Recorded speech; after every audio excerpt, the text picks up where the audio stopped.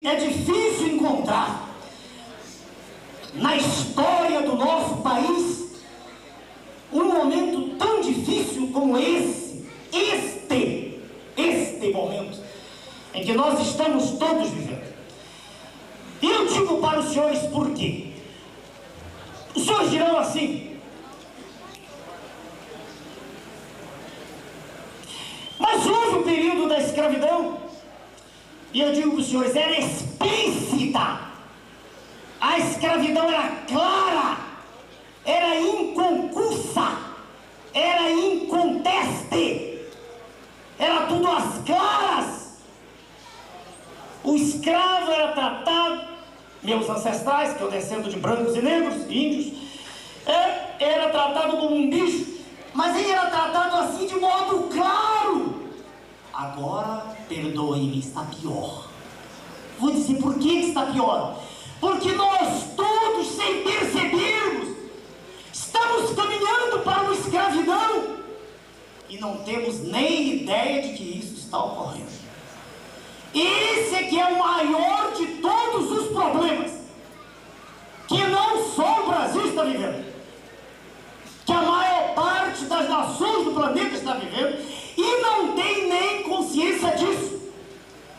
Nós estamos nos apropinguando, nos aproximando de um momento que será talvez pior do que ocorreu na Idade Média, com o advento da peste negra. Os senhores dirão, doutor Enéas, o senhor está tendo visão apocalíptica, catastrófica? Não. Eu posso provar tudo que eu estou dizendo. Mas como nós não sabemos disso? Porque a imprensa, esse órgão que deveria representar os pulmões da sociedade, apodreceu.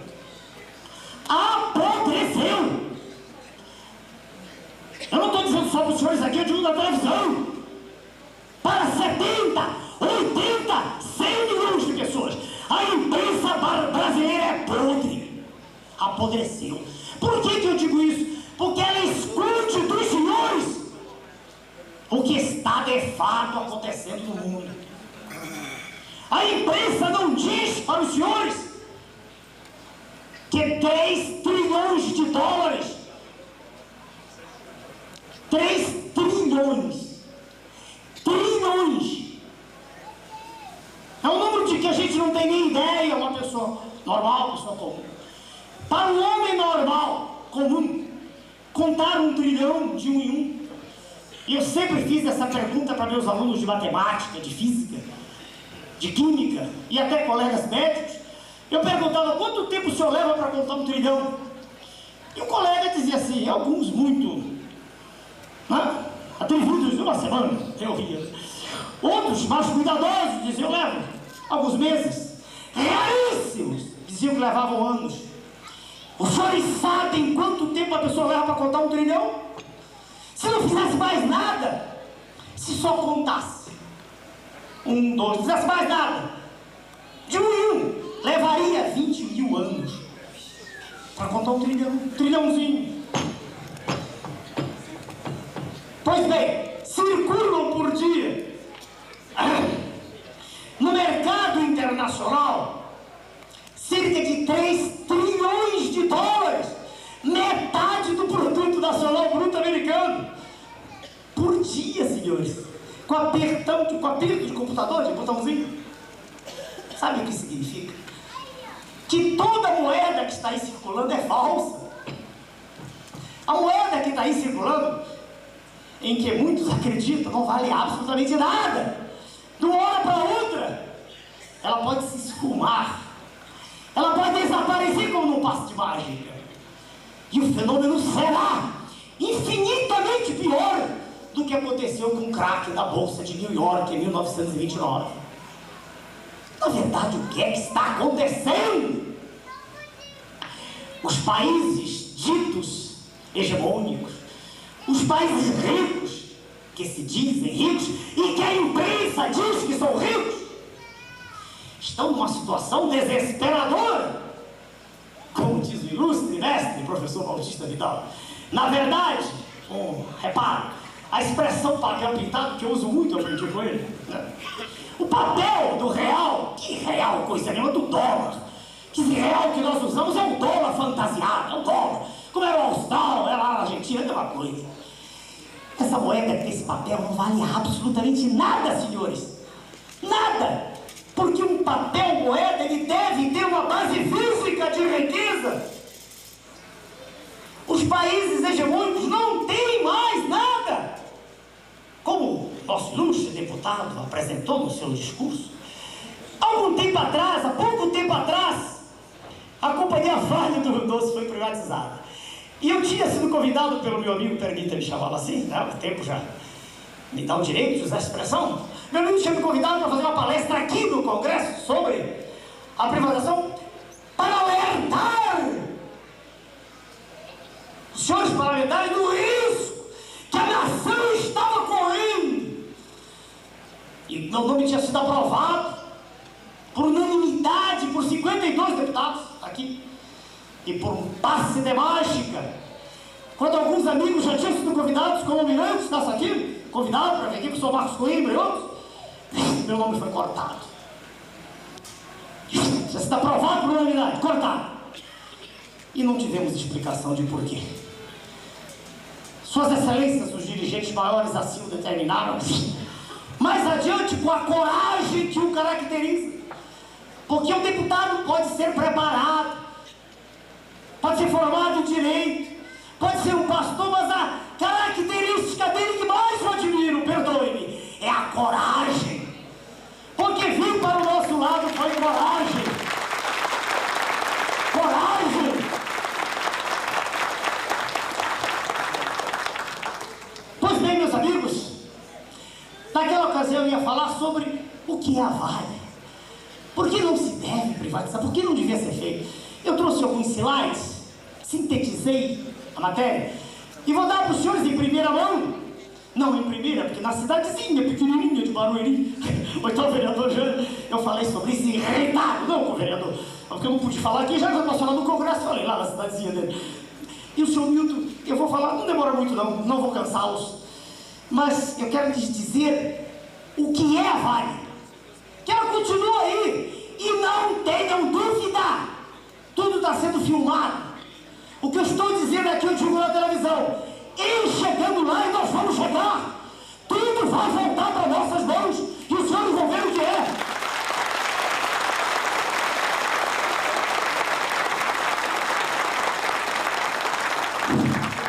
Senhor Milton, projeta o nosso slide. Agora o senhor que está comandando lá, paga por favor.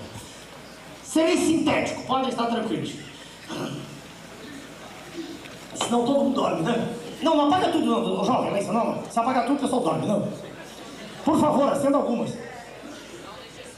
Isso. Primeira pergunta, o que é a Vale? Atenção. Vamos fazer de conta que... Atenção, senhores. Vamos fazer de conta que os senhores se sentaram não para ouvir uma palestra política. Atenção, senhores. Que os senhores, como bons brasileiros que são, desde os mais jovens, os garotos aqui, até os mais velhos, estão preocupados com a nossa nação, com o futuro dos nossos filhos.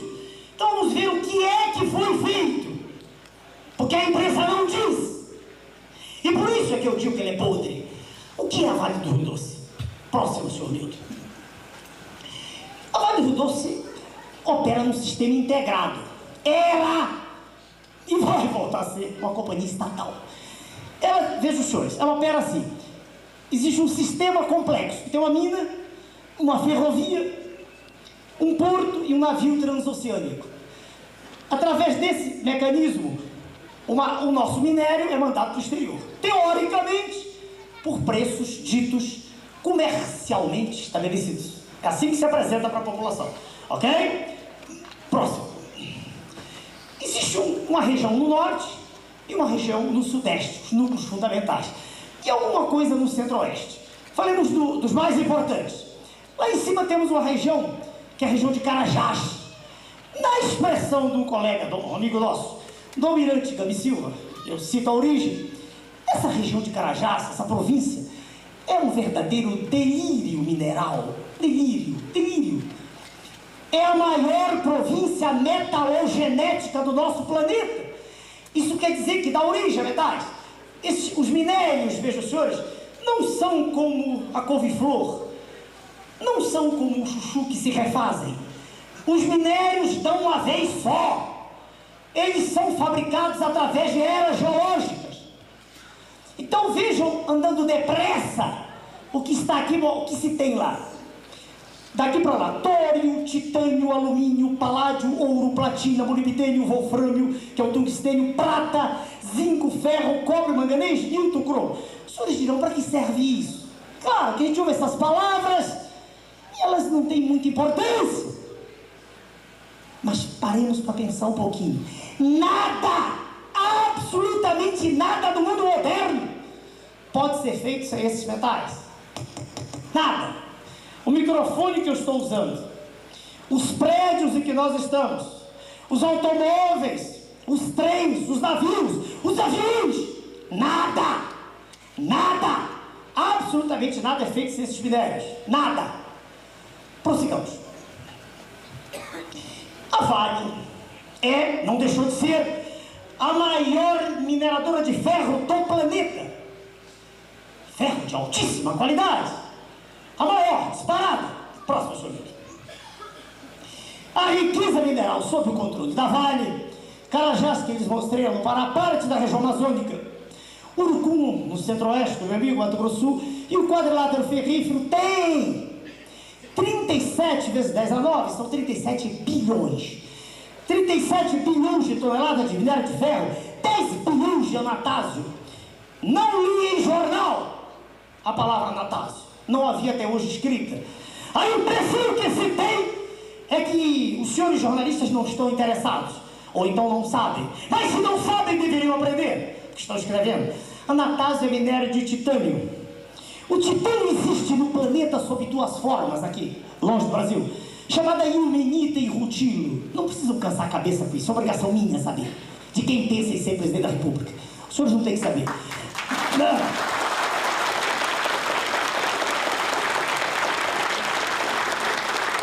Pois bem, na Amazônia existe o que se chama chaminés.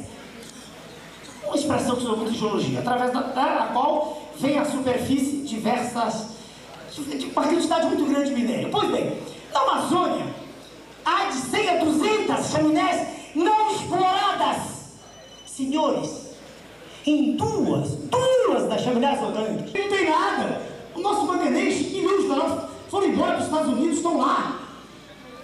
Bauxita de grafotado, ouro, reservas não dimensionadas de molibdênio, prata, platina, zinco, tório, etc, etc, etc. As pessoas vão dizer assim para mim, doutor, se os outros países também não têm isso, será que trazem de fora? O que eles trazem de fora? 91% do cromo, 91% do alumínio, veja, quase 100, 91% da platina, não é do platina, da platina, 97% do cobalto. Vejam, senhores, 98% do manganês. Estados Unidos não tem nada. 100% do nióbio. Falou o deputado nióbio. Nióbio, senhores, é o metal do próximo século. É o metal com que se constroem os aviões supersônicos. Nós somos o maior produtor mundial de nióbio. E nióbio é vendido a preço de banana lá fora. 100% dos fosfatos fundamentais para a agricultura. Isso, os Estados Unidos, a grande potência. Próximo. Os Estados Unidos, curioso. Vejam o que diz o nosso diagrama, o nosso slide. Os Estados Unidos têm 7% da população do planeta. Ninguém pode negar isso. É só fazer as contas da população do mundo. Mas eles gastam 45 vezes mais zinco, 52 vezes mais alumínio, 64 vezes mais ferro, 102 vezes mais cobre, 176 vezes mais chumbo do que o resto do mundo. Que potência! Que grande potência! Potência que explora como sanguessuga os países governados por indivíduos covardes que se põem de joelhos no cenário internacional.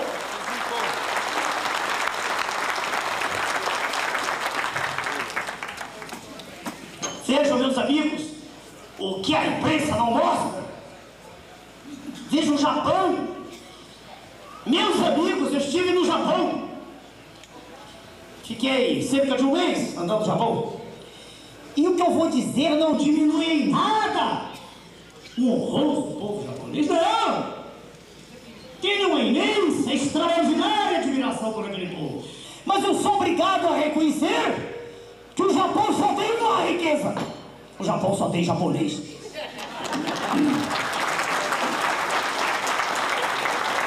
Vejam, senhores, o quadro. Vejam como é triste para quem nasceu lá saber disso. Vejam, o Japão importa, traz para dentro 100% do manganês, 100% do alumínio, 100% não é 99 não, 100%, quer dizer, não tem nada, 100% do nióbio, 100% do cobalto, 100% do antimônio, stibium, né, do antimônio, 100% do tântalo, 100% do vanádio, 100% do níquel, 100% o que é que o Japão tem? Japonês. E um governo de homens sérios. Um governo preocupado com a sua pátria, com o seu povo. E disse assim, de vez em quando a gente viu, jornalistas, né? Diz assim, o grande tigre. Tigre? Que tigre? Que tigre? O Japão, eu pergunto, o que fará o Japão? Prestem atenção. Quando um governo de homens sérios, homens com H maiúsculo, preocupados não com a sua sobrevivência própria, mas da sua pátria. Quando um governo de homens preparados e sérios, quando esse governo assumir o poder e disser assim, os senhores querem alumínio? Não, por favor, volte. O senhor está adiantado. O senhor quer alumínio? O senhor foi para frente, senhor Milton. É para trás. Para trás. Isso. Os senhores querem alumínio? Mas o alumínio que os senhores compram de nós, vamos dar informação para os senhores. O alumínio que o Japão compra de nós, que a Europa compra de nós, sai mais barato para eles do que os custos de extração do alumínio. Nós pagamos para vender alumínio.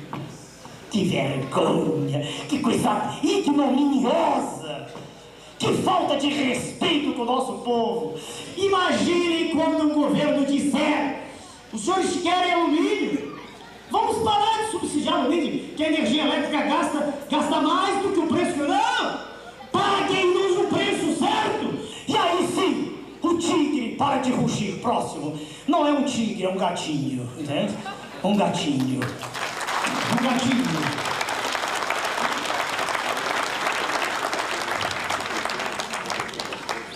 E a Europa? Como está a Europa? Dizem, quase que sem exceção, os órgãos de imprensa, a Europa, o mercado comum europeu, com a sua grande riqueza. Qual riqueza? Veja, a Europa depende 100% do manganês, 97% de alumínio, 100% de nióbio e cobalto, 90% de antimônio, 100% tântalo e vanádio, 99%. O que a Europa tem? Grande potência somos nós. Nós é que somos a grande potência. Próximo, senhor. Algum tempo atrás, 79, antes que a ventania neoliberal começasse a soprar lá de cima, hemisfério boreal, antes que começasse essa ventania do absoluto predomínio do mercado sobre o Estado, o Sr. Kissinger, citado há pouco, grande nacionalista americano, preocupado com a sua nação, olha o que ele escreveu. Que escreveu, não, que ele disse. Isso aqui são as palavras textuais dele, só que ele disse em inglês. Eu estou no Brasil, eu me recuso a falar aqui em inglês. Eu sei falar inglês, mas eu estou no Brasil. A minha língua é português. Os países industrializados não poderão viver da maneira como existiram até hoje se não tiverem à sua disposição os recursos não renováveis do planeta. Não renováveis, não é só o petróleo não, os minerais.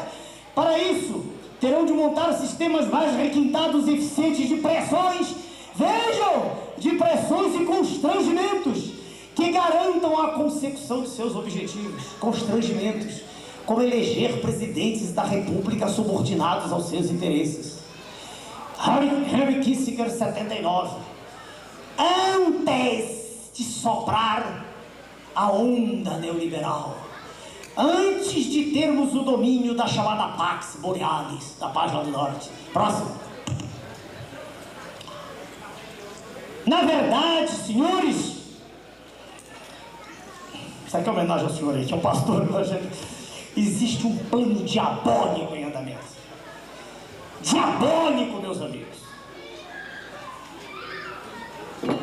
Esse plano a que eu me refiro visa com crase, acento grave, visa a destruição do Estado Nacional Soberano. À medida que as Forças Armadas vão sendo desmanteladas, despedaçadas, desrespeitadas pelo próprio povo, claro, com o aplauso imundo da imprensa permanente, à medida que um oficial general que passou a vida inteira fazendo cursos ganha mal e porcamente para sobreviver, à medida que um indivíduo com patente é obrigado a morar às vezes na mesma zona em que um marginal da sociedade está morando, à medida em que todos os valores que norteiam as Forças Armadas, a disciplina, a ordem, o respeito, a hierarquia, à medida que tudo isso vai sendo solapado, quem é que vai defender o Estado soberano? O que eles querem, sem dúvida. E daqui a pouco eu vou lhes mostrar a palavra final, que já foi de saída apresentada pelo ilustre deputado. O que eles querem é quebrar a nação, destruí-la. Na revista que recebi agora uma semana, claro que chega muito pouco ao nosso meio, poucos têm acesso a ela. Na revista que chega no chamado EIR, Executive Intelligence, está em inglês, que é editado em inglês, há um artigo extraordinário sobre a Nova Zelândia.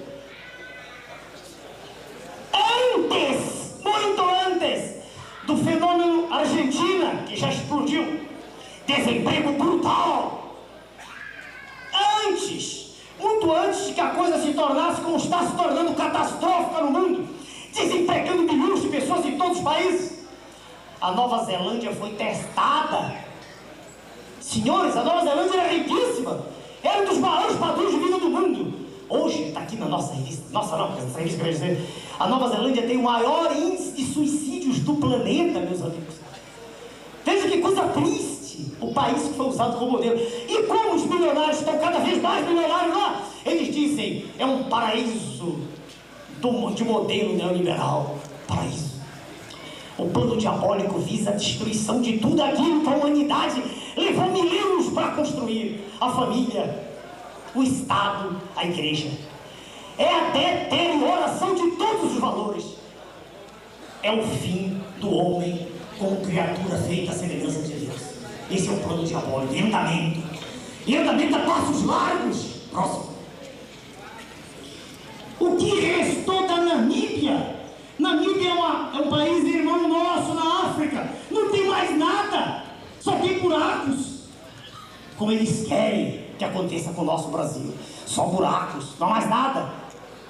A grande mineradora internacional, Anglo-América, destruiu completamente a Namíbia. É fome, miséria e desemprego que lá existem. Próximo. Quanto vale a tal Vale que foi vendida a nossa Vale? Próximo. Como se pode avaliar, digo eu, em 5 a 10 bilhões? 5 a 10 era a avaliação. O Brasil recebeu 3 bilhões de dólares. O valor de toda essa riqueza mineral, essa de que eu falei, em minas, jazidas, das ferrovias, portos, navios, transoceânicos, etc, etc, etc, etc. Sim, próximo, senhor. Recentemente, a International Nickel Company, a INCO, pagou 3 bi. Vejam, tudo que foi pago pago aqui pela Vale, a International Nickel pagou 3 milhões à vista por uma única jazida. Uma jazida! Descoberta a Península do Labrador, conforme publicada, edição extra do mensário Ombro a Ombro. Professor Marcos Coimbra, sentado na vila, junto com o Coronel Chirva, mandaram essa reportagem para todos os jornais. Folha de São Paulo, Estado, estou falando do Jornal do Índio, Folha de São Paulo, Estado, está aqui o professor na minha frente. Não saiu uma linha, nada. Vejam que do seu lado já tem alguém desempregado sempre. E eles dizem que vai ser microempresário, vai vender cachorro quente na rua. Isso é ser microempresário. Próximo, senhor. Essa é a pausa.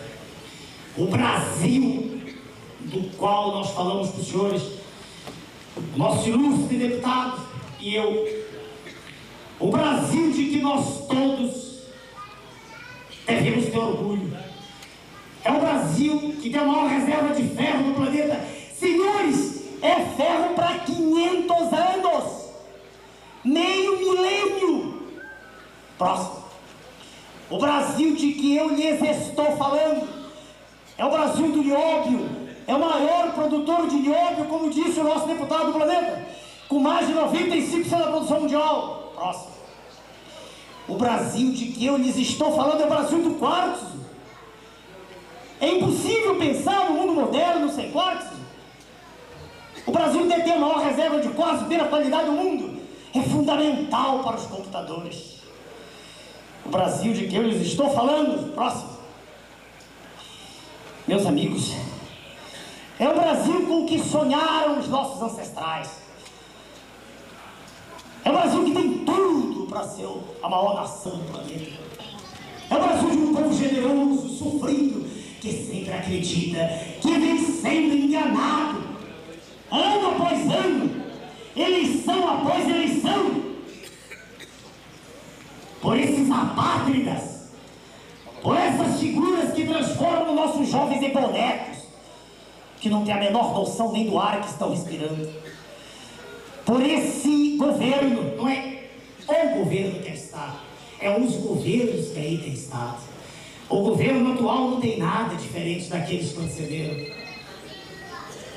Pouco a pouco, o Brasil vem tendo a sua economia despedaçada, vem vendo o seu povo ter a sua esperança desvanecida. E eu lhes digo que é perfeitamente possível mudar esse cenário. É preciso primeiro que nós acreditemos. Porque quando nós acreditamos, como disse o deputado, nós temos o primeiro passo. É perfeitamente possível colocarmos um basta a tudo isso que está, a dizermos chega de iniquidade, chega de tanta tristeza, chega de tanto sofrimento, chega de ver um povo conduzido como uma manada de búfalos para o precipício, para a escravidão. É perfeitamente possível que os nossos jovens tenham uma escola e aprendam a ser cidadãos, que aprendam a falar e escrever corretamente, que aprendam a amar a sua pátria. Tudo isso é possível. E eu lhes digo com um orgulho extraordinário que a presença do ilustre deputado de Velasco faz com que eu e todos aqueles do partido que nós criamos tenhamos orgulho desse dia. Nasce aqui, nesse instante, nesse momento decisivo, uma esperança, se Deus quiser, para o nosso Brasil. Muito obrigado, senhor. Muito obrigado. Muito